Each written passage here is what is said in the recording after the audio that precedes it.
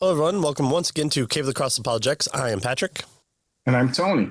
And we're in the midst of learning about why we're playing tag in Apologetics, a justification of Christian belief by John Frame. And tag, as it's lovingly called, is a transcendental argument that was developed by Kant, but kind of popularized in the Christian circles, especially in Presuppositionalism by VanTil. And so we kind of 2 episodes ago, we gave a general overview, framed it, and we presented it of what tag looks like, the transcendental argument.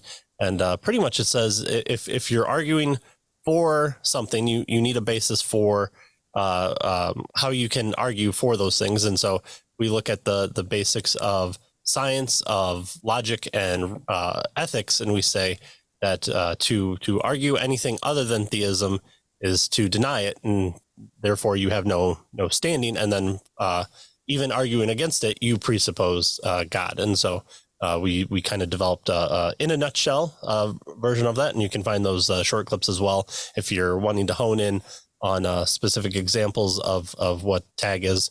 And then last week, we kind of started to look at Frame's kind of critique of VanTil's argumentation for tag, and saying, well, there might be some nuance here. There might be some ideas that weren't quite built upon that Frame might not have seen, or that Frame kind of wants to tease out. And so that's what we're continuing to do in this later part of this chapter.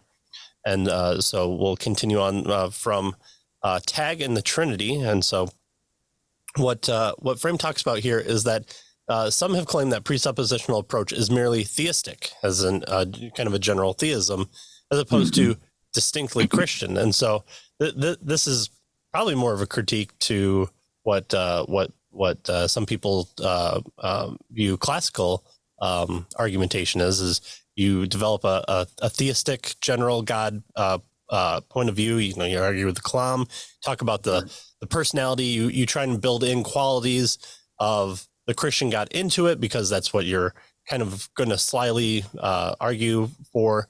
And that's part one. And then part two, you definitely get the Christian message by appealing to something like the resurrection and the details of the resurrection.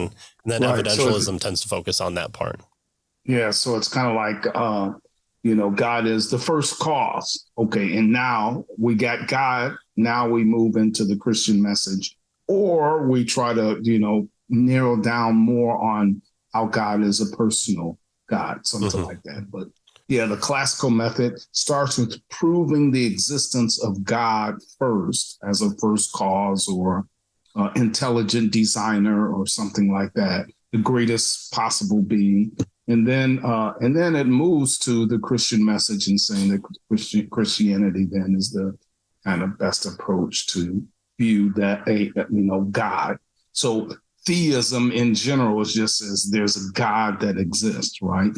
And so what Frame here is talking about is mere theism, and some folks say the criticism of the tag argument is that it just defends mere theism. And so he thinks it goes further than that.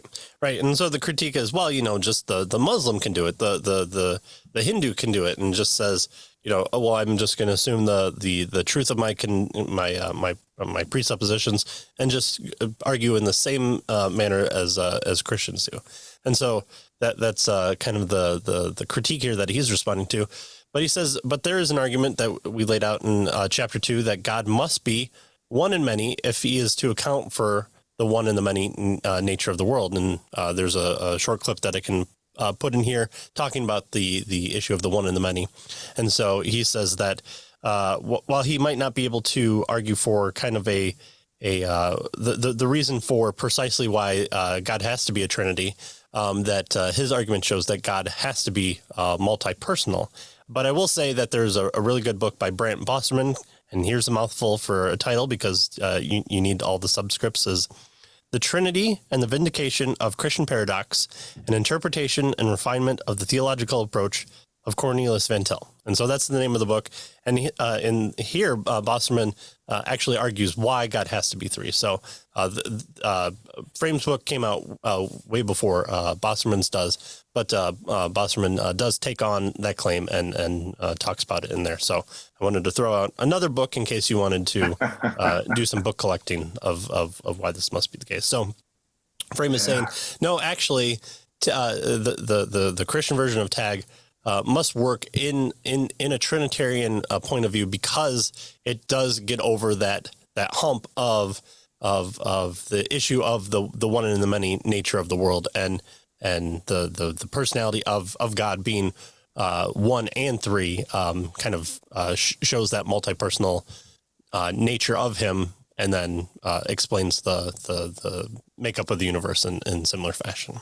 Right. And so he says, maybe it doesn't get us exactly to three, right? The Trinity, right. But it gets us to a multi-personal type of being, right? And so he says that's far further than just a basic mere theism that a God exists. Now he asks the question, can we get more specific? How would a Christian defend his faith against a rival theism such as Islam, right? And so he gives us then a brief, summarized 4-point version, I guess, of how he would approach, Islam and what they have to say. So we'll just kind of tick off these 4 points that he makes here. The first one, he says, Muslims and Christians agree that the Bible is divinely inspired. So both Muslims agree with that as well as Christians. But Muslims, he says, argue that the Bible has been mistranslated and distorted, and that God has corrected those distortions in the Quran, right? So, again, we would question, well, why would God allow his word to be distorted like that in the Bible and not the Quran? Why wouldn't both of them be distorted? But, anyway. So Muslims agree that the Bible is divinely inspired. This is the inspired word of God, but it's been distorted and mistranslated.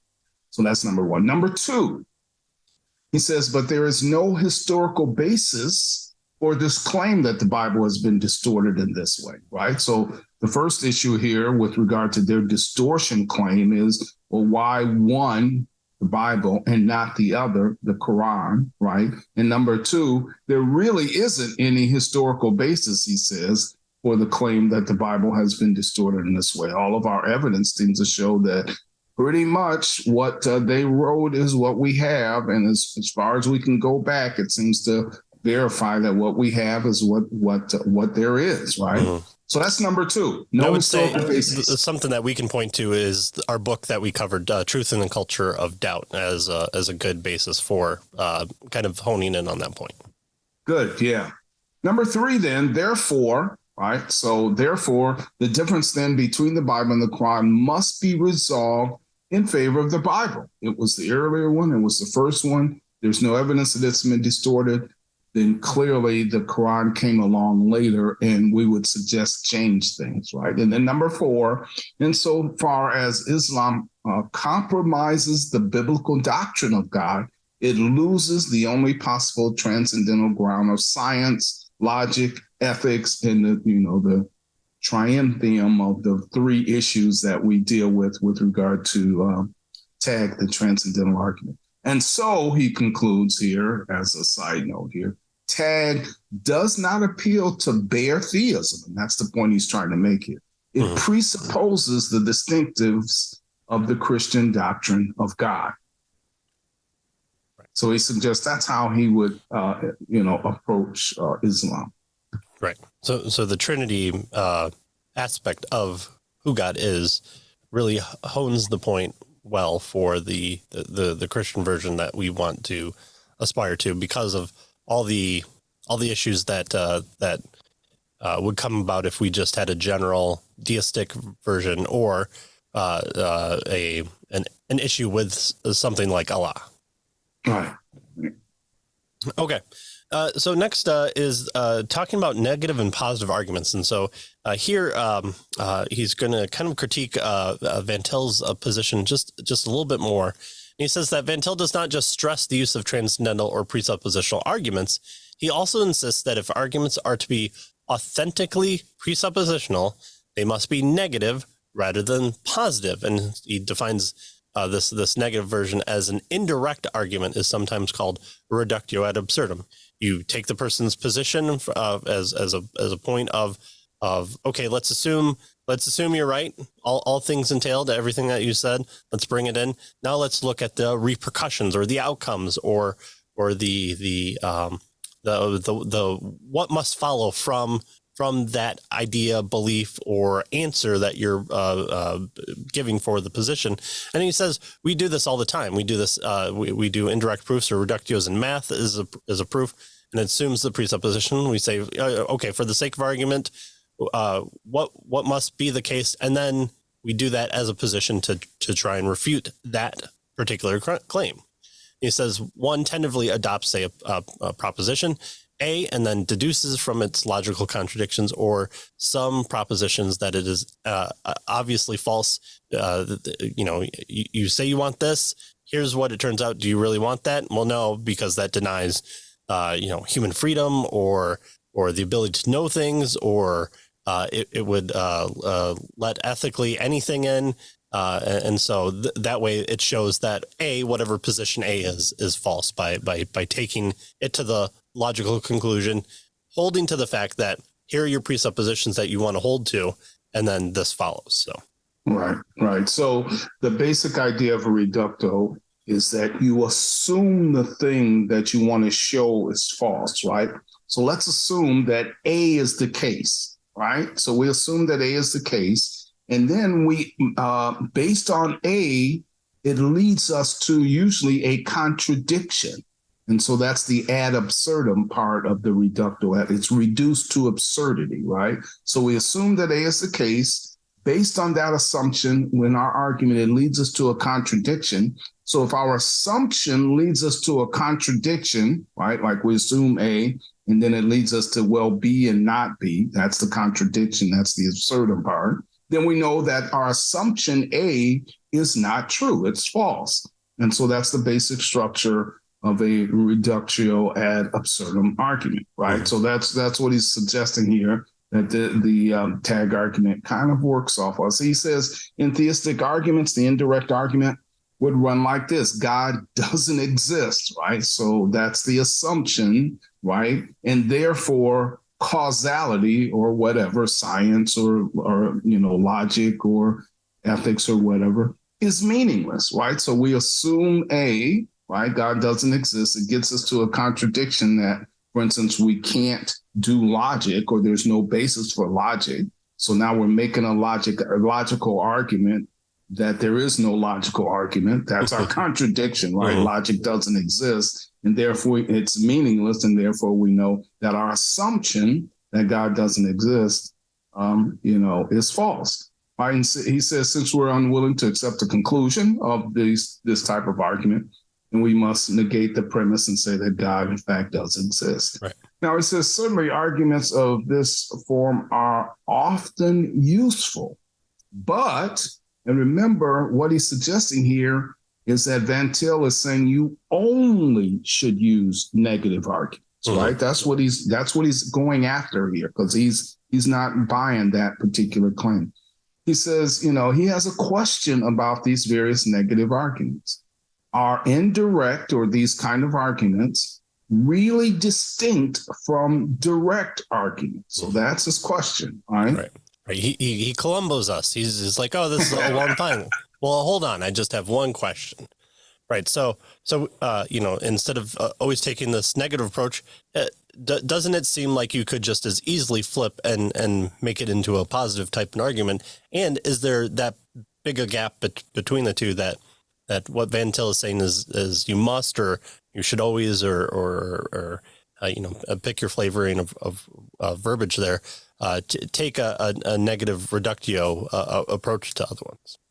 So he says then in final analysis, it doesn't make much difference whether you say causality, therefore God, or without God, no causality, therefore God. So the negation of P kind of deal.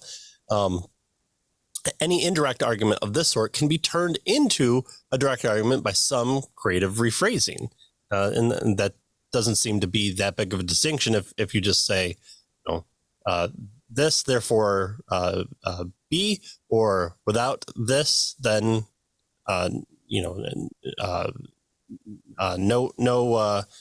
no A, and therefore you would still have B. So it doesn't seem like that big of a distinction that would really cause us to have to take the kind of the VanTilian approach of always taking a negative approach to apologetics. He says then the indirect form has some rhetorical advantage, at least, but if the indirect form is sound, then the direct form will be just as much too, and vice versa. If we say without God, no causality, the argument is incomplete unless he adds the positive formulation, but there is causality, therefore God exists, a formulation identical to the direct argument. Therefore, he says, I think VanTil's restriction of the apologists to the exclusive use of the negative arguments is unreasonable. And one book that I would point out to kind of show this is The 5 Views of Apologetics. The Reformed epistemology approach kind of takes this very much to heart and says like, God exists and we know it through various forms, and we're not trying to prove God, but we're trying to clean the slate of anything that comes about, and says kind of the deal of all these other argumentations falters, and there's no true big reason why you have to give kind of a positive approach, but you're kind of negating all these approaches. So that's a good book that kind of shows, and actually Frame is on the position of the presuppositional approach. And I think Kelly is the last name of the person for the Reformed epistemology. So that's that's a great book that I think we did a one shot on as well. So I'll drop a link in there as well. Yeah, good. So, then the next issue is, he says, well, why would VanTil try to just stick to these negative arguments when, first of all, the negative argument can be turned into a positive argument. And so basically, they're the same kind of approach. You can, switch them around here, right? So he says, well, he says VanTil had a wonderful eye for spiritual problems in apologetic encounters. He saw the need to rebuke intellectual pride, to reject the spirit of autonomy, and to hold fast to the universal lordship of Christ over all structures of meaning. And so, he says VanTil then tended to think that these problems were best handled by restricting apologetics to certain formulated methods. So in order to combat pride, we stick with this particular apologetic method, right? That's what he's suggesting VanTil was after. Unfortunately, Frame tells us, the suggested methods, even apart from their other difficulties, do not necessarily eliminate, right, the spiritual problem, which is pride, right? The sinful attitude of the would-be intellectual. Sinful attitudes, Frame tells us, can be present no matter what kind of argument we employ. So yes, VanTil was attempting to accomplish this dealing with pride, sinful pride, and that sort of thing, and suggested that that's why we do these negative arguments, to kind of show the unbeliever how far off they really are and to deal with their pride. Of course, Frame is suggesting that, well, it may or may not work, right? Sinful attitudes can be present no matter what kind of argument we use, right? Is what he's claiming. Right. So positive, negative, it seems like you're tomato. You're applying just two sides of the same coin there. Yeah. And I think here is a good place to kind of pause. It's maybe a little bit shorter episode, but this is a good place to pause and not make the episode go so long, so that you can go back and read over the chapter. There's a lot of stuff that we haven't covered, even in these two short points. And so we'll come back and talk about whether or not it's appropriate to have absolute certainty, and whether it's appropriate to talk about even probability. The thing that presuppositionalists shake their fist at, and we'll see if Frame shakes his enough. All right. So we'll see you next time. See you next time.